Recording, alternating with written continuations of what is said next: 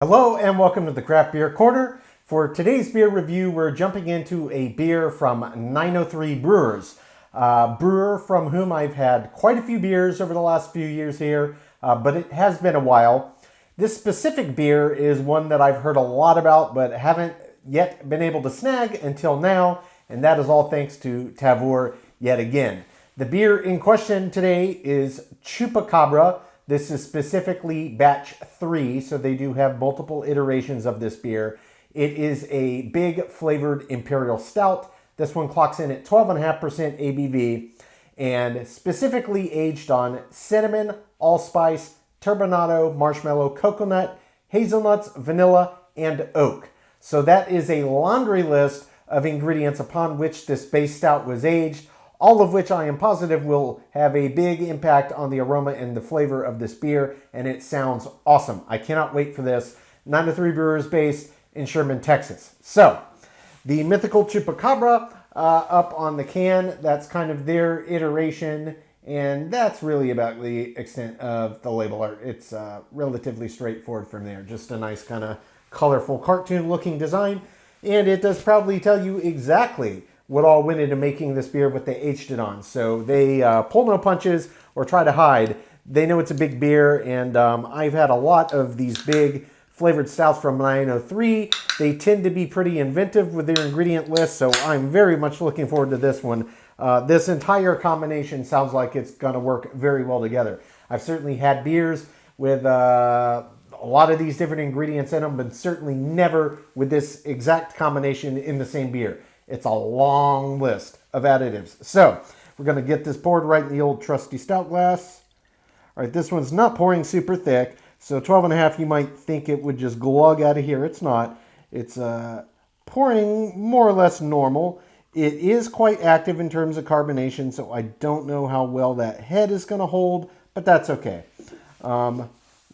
Very aromatic already. I'm a foot and a half away from that beer. So we'll get to that. Visually, yep, it is pitch black. It is a nice Imperial Stout. Though it is worth noting on the thinner part of the glass at the very, very bottom, if you're holding it up to a very bright light source like my nice high-powered LEDs in here, you can just see a little bit of light through it, but it's, for all intents and purposes, pitch black. Yeah, I thought that it might be a little too active carbonation-wise for that head to hold. It is what it is. Still got a little cling on the sides, but I can still see that carbonation rushing up. It didn't really stand a chance.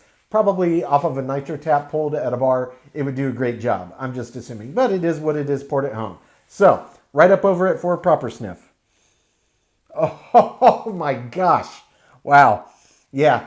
See, I couldn't tell exactly the combination of these things upon which they aged it, what I was smelling. When I was sitting a foot and a half away, you get right up on it. It is readily apparent. So, on the nose, what is quite dominant, and personally for me, I love it, hazelnut. It is one of my favorite additives as a beer ingredient, especially in a big dark beer. It just pairs so beautifully with a nice roasty malt bill, and I can smell it perfectly clearly on the nose. Coconut really comes through as well. So a lot of coconut, a lot of hazelnut, a little bit of the vanilla. Can't really pick out anything that says marshmallow. I'm not picking out the cinnamon, the allspice, the turbinado. That's an unrefined sugar. The oak, I'm sure, will really play more of its part on the flavor profile. But this is a big beer, 12.5% Imperial, with a ton of additives upon which it was aged. I can't wait. So we're going to jump right in on this one. Dive number 1.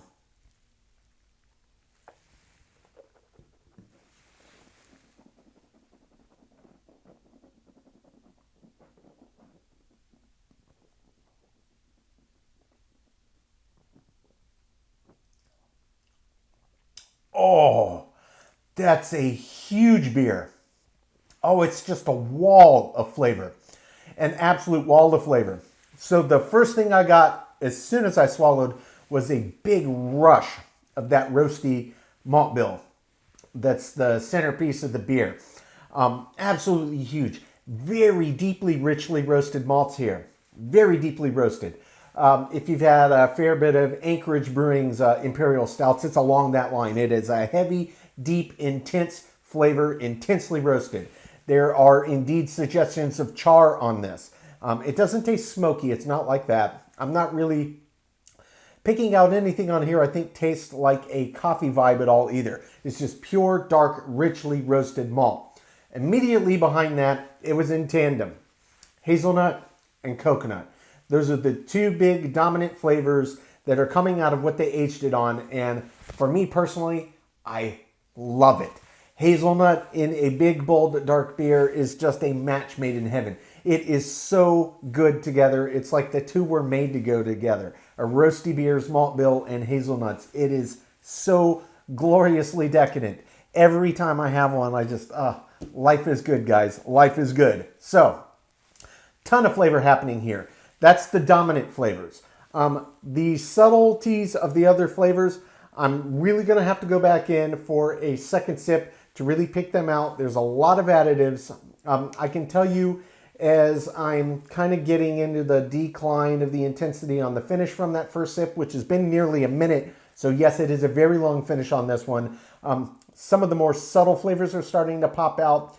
The marshmallow and the vanilla in particular are starting to pop on the back end. So we're going to jump back in for a second sip here, but before we do, I will talk texture because I was paying attention. The mouthfeel does have a nice bit of viscosity, but it's not as thick as you would anticipate for a 12.5% Imperial Stout. And when I was pouring it, it didn't look super thick. It does have resistance. Make no mistake about it. It's just not as resistant as you would expect for this style in the ABV range. The body is kind of a similar story, though actually it's a little bit bigger gap. I would say this is maybe medium. I don't think it even approaches the border of medium heavy in terms of the actual breadth of it, the weight of it. It does not feel like a heavy beer, and it is a big beer. So this is one that could sneak up on you if you didn't know what it was. But nonetheless, we're going to jump back in for a second sip, let these delicious cornucopia of flavors re-intensify. I'll pick out anything else that I didn't get on the first sip, and we will talk in more detail about this finish, but an absolutely great beer. I have been waiting a long time to get my hands on this, and I am not disappointed. Take two.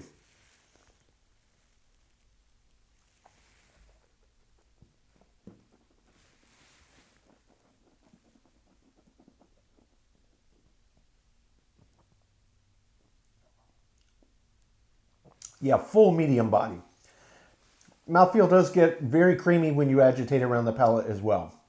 So it is just that big, intense burst of that roasty malt and the hazelnut and the coconut immediately in tandem behind it. So it's holding roast, roast, roast, char, hazelnut, coconut. That's the big, bold, upfront, in-your-face flavor. The cinnamon, on second sip, I am definitely getting, and it comes on almost like you would have cinnamon in dark coffee, but with no sweetener. This is not a sweet beer. It does not taste sweet. There is maybe a suggestion of sweetness in it, but that's probably coming from the higher ABV, but it doesn't taste sweet. It's not a dessert beer. At least that's how my palate is perceiving it. It's far too roasty for that. But it is letting the actual ingredients taste like themselves. So it's possible they did put a little lactose in this and just didn't list it. But at any rate, it's phenomenal. The cinnamon on second sip really seemed to come into play around the 5-second mark. And you can taste it. If you drink a lot of dark coffee, as I do with cinnamon in it, you will know that flavor when it kicks in and it's distinct. And it is absolutely binding with that roasty edge of the malt bill. And yes, also with that hazelnut, because they're very strongly bound together. Coconut still coming through very, very clearly. The marshmallow really comes in on the back end. The vanilla really comes in on the back end. I'm not really picking up anything in here that I would say, oh, that tastes like turbinado. Turbinado is just unrefined sugar. It's basically cane sugar. Very nice. It's that kind of caramelly color, typically larger grain. Very nice. The allspice as well. I'm not really picking up anything in this that tastes like allspice. And that has a very distinct flavor.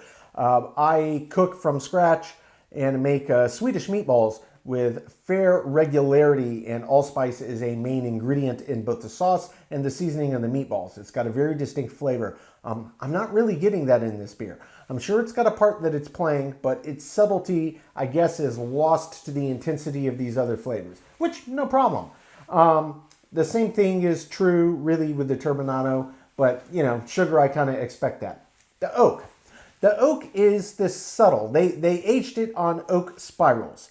So, you know, those little spirals, you can even use them when you're brewing at home for like aging, and they even have like barrel-aged versions of oaks that you can soak to make your own at-home brewed barrel-aged kind of flavor sensation in your home brew beer. Very nice, great products. It does play a part here. There is a little bit of a woodiness, and that too comes in on the back, just like the subtlety of the vanilla. But it's very, very nice. And while this beer isn't as thick mouthfeel-wise as I expected, it does have a lot of pungency, and the thickness it does provide really does coat your palate entirely with these flavors. It's very big, it's very bold. This is one of those that is just a punch of flavor immediately when you swallow. It's a big, bold beer for big, bold, flavorful beer lovers. And it's absolutely delicious. What a great combination of ingredients. I had heard a lot about this beer, finally got to try it, and it is absolutely living up to my expectations. Guys, this one's delicious. I am a big, big fan of this beer. I'm going to take my time, sip on this, come up with my scores. When we come back, we'll get this one ranked from top to bottom.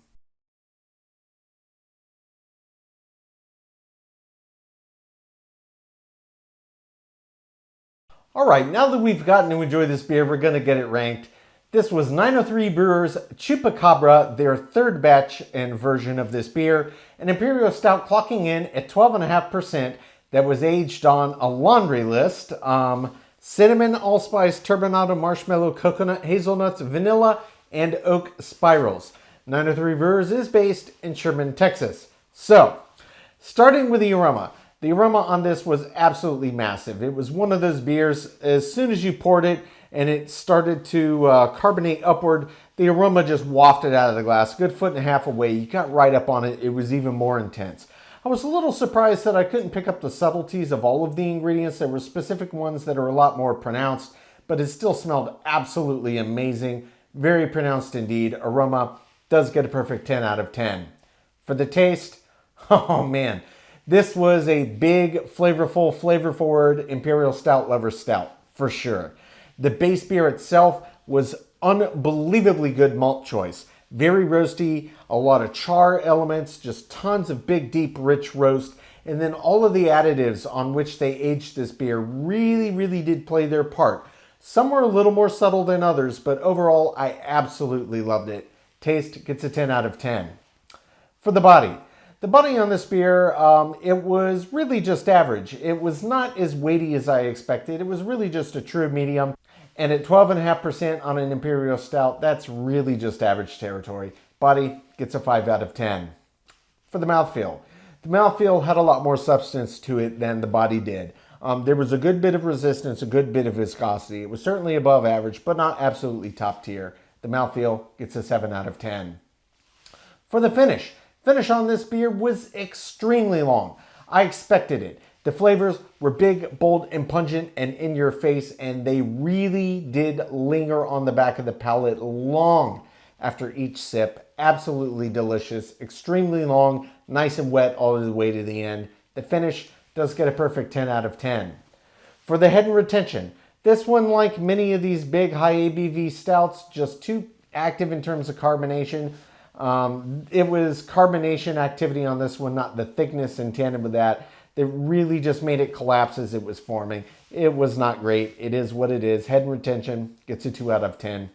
For the appearance, this was pitch black as expected. Appearance gets a perfect 10 out of 10. For the balance, I enjoyed the balance on this tremendously. The malt bill, perfect balance. The hops that they used, the yeast strain, absolutely fantastic. The only thing that I was thinking was I would have liked some of these added ingredients that they aged it on to pop out a little bit more. The allspice was completely missing for my money, and the vanilla and the marshmallow were pretty subtle. Turbinado, it is what it is. You don't expect to really taste that. But I would have liked to get more presence in particular out of that allspice. As it were though, it was an extremely well-balanced beer. I only docked 1 point here. Balance gets a 9 out of 10. Feeling any intangible? This had been a very hyped beer. Finally got my hands on it. I gotta say, for me personally, subjectively, it lived up to the hype. I loved it. 10 out of 10. Finally, as an example of the style. Overall, this beer did very well. It did lose some points in a few categories. Really the big one, yet again, as with a lot of these big Imperial Stouts, was the head and retention. Poured at home, it is what it is, and I didn't want to bash the beer too heavily, but it did lose points there, and the body really wasn't, but just average for me. The other negligible points it lost really don't matter in the grand scheme of things, but I only docked 1 point as an example of the style. It gets a 9, which does bring the total score on 903 Brewers Chupacabra Batch 3 to an 82 out of 100. So this is a well above average beer to be certain. Again, I've mentioned this a few times in the last, 5 to 10 reviews where I've done these big Imperial Stouts. If you look at an 82 and say, oh, 82, that's, it's good, but it's not great, I'll skip that one. Let's go for one in the 90s. I would say maybe just take a step back. Yet again, if we just look at head and retention alone, it was only a 2. It poured how it poured. If that had gotten a 10, it was already in the 90s. So forget the other negligible points. I do truly believe that this is a very top tier stout. It was extremely well done, absolutely delicious. I loved what I experienced. I personally thought that this beer lived up to the hype. I had been waiting to try this one for a while, and this third batch version of this beer was the biggest one they've done to date. I absolutely loved it. This is a beer for the big, bold, pungent, in-your-face Imperial Stout fan. Make no mistake about it. And if you really love hazelnut beers and dark beers with hazelnut, this is one that's absolutely for you. It was very big, bold, very prominent flavor and aroma in this beer. Absolutely delicious. I do highly recommend this one. Folks, that's today's review. As always, I do sincerely appreciate you tuning in today. Please don't forget to like, comment, and subscribe. And if you want to stay in the loop when our videos go live, just turn on your notifications, hit that bell icon. It's right next to the subscribe button. Until next time, keep it beer, keep it craft. We'll see you on the next one. Cheers.